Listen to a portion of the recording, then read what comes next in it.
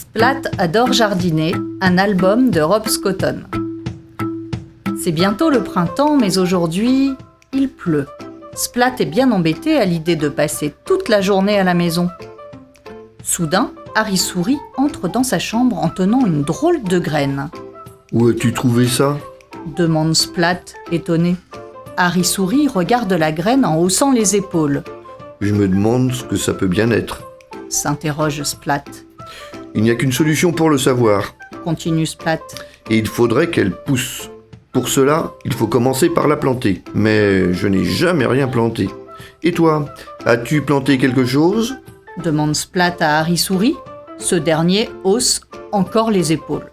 « Alors, direction la bibliothèque. » annonce Splat. Splat et Harry Souris cherchent un livre de jardinage dans les rayons de la bibliothèque. Mais ce sont des livres beaucoup trop compliqués. Splat veut faire pousser une petite plante, pas un champ de maïs. Splat demande de l'aide à la bibliothécaire. Elle lui tend enfin le livre qu'il lui faut. « Commencez par remplir un pot avec de la terre », explique le livre. Malheureusement, Splat vise mal. Plantez ensuite la graine dans la terre, placez le pot au soleil et arrosez. Malheureusement, Splat vise mal une nouvelle fois. Splat observe son pot de terre tous les jours en espérant qu'une tige va apparaître. Il se demande bien quelle plante va sortir. La graine va peut-être donner un buisson de roses piquantes ou un arbre allant jusqu'au ciel. Splat n'en peut plus d'attendre. Il chante des chansons à sa plante. Il lui lit des livres et il lui raconte même des histoires. Pendant 2 semaines, il compte les jours et commence à perdre espoir. Désespéré, il arrose encore une fois son pot. On ne sait jamais. Et à cet instant, la terre du pot se met à trembler.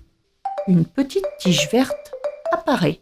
Splat crie de joie, puis il s'arrête net de peur d'effrayer la graine et de la voir rentrer sous terre. Pendant les semaines suivantes, la plante grandit un peu plus chaque jour. Un jour, un petit bourgeon apparaît. Splat est le plus heureux des chats. Le jour suivant, le bourgeon s'ouvre et une fleur éclot. Ce n'est ni une plante tropicale, ni un buisson de roses piquantes, ni un arbre immense. C'est juste une fleur, une petite marguerite. Mais Splat sait tout de suite à qui l'offrir. « Je l'adore !» dit maman. « C'est la plus belle fleur du monde. » Splat sourit et fait un câlin à sa maman.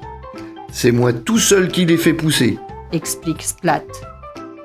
Et aussi un peu Harry Souris.